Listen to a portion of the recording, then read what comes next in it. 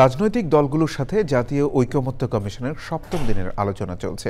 জুলাই সনদ তৈরি সহ বিভিন্ন বিষয়ে আলোচনায় প্রাধান্য পাচ্ছে। এ নিয়ে জানতে জান্নাতুল বাকিয়া কেকার কাছে যাচ্ছি। তিনি ফরেন সার্ভিস একাডেমিতে আছেন।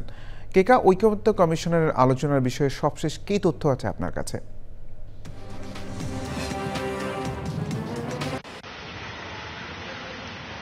হৃদয়, আপনি দেখতে পাচ্ছেন আমরা কিন্তু ফরেন সার্ভিস একাডেমির বাইরে দাঁড়িয়ে রয়েছে। এই মুহূর্তে কিন্তু বৃষ্টি মধ্যাহ্নের বিরতি চলছে। মধ্যাহ্নের বিরতির আগে কিন্তু শুরু হয়েছিল আজকের দ্বিতীয় আলোচনার যে দ্বিতীয় ইস্যুটা, সেটা হবে সেই বিষয়টা নিয়ে কিন্তু রাজনৈতিক দলগুলো কোনো ঐক্যমতে আসতে পারে নাই। বরং আমরা আজকে নতুন একটি প্রস্তাব শুনলাম। সেটা হলো যে এতদিন যেটা বলা হচ্ছিল যে দুই কক্ষ বিশিষ্টের উচ্চকক্ষে 100 আসন বিন্যাস হওয়ার কথা ছিল, কিন্তু আজকে কোনো দলের পক্ষ থেকে প্রস্তাব করা হয়েছে নতুন করে যে উচ্চকক্ষে 200 আসন বরাদ্দ করা যেতে পারে। এইটি হলো মধ্যাহ্ন বিরতির আগের খবর। পরের ইস্যু, পরের আরেকটি বিষয় জানাই যে সকাল থেকে যে সূচনা বক্তব্যে কিন্তু জাতীয় ঐকমত্য কমিশনের সহসভাপতি ডক্টর আলী রিয়াজ রাজনৈতিক দল জুলাই সনদ করতে চান।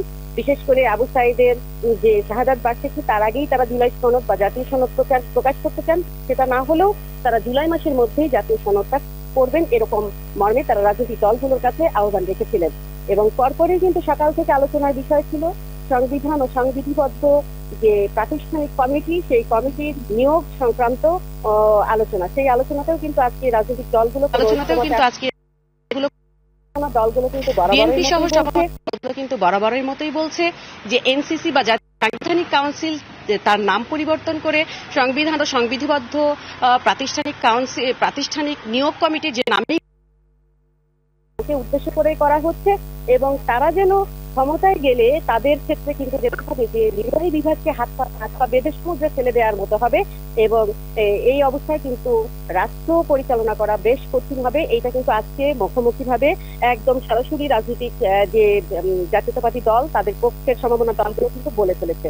এখন মধ্যাহ্নের বিরতি চলছে। বিরতির পরে কিন্তু আমরা ফিরে যাব যে আজকের বাকি দুটো আলোচনায় কি অবস্থা দাঁড়ালো। এবং এখনো পর্যন্ত কোনো ইস্যুতেই কিন্তু কোনো রাজনৈতিক ঐক্যমত আসেনি।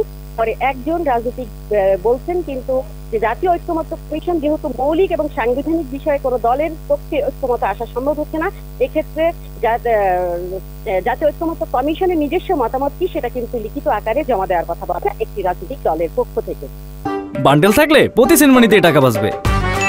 বিকাশ সেনমানি বান্ডেল কিনে জিতুন প্রতি লেনদেনে।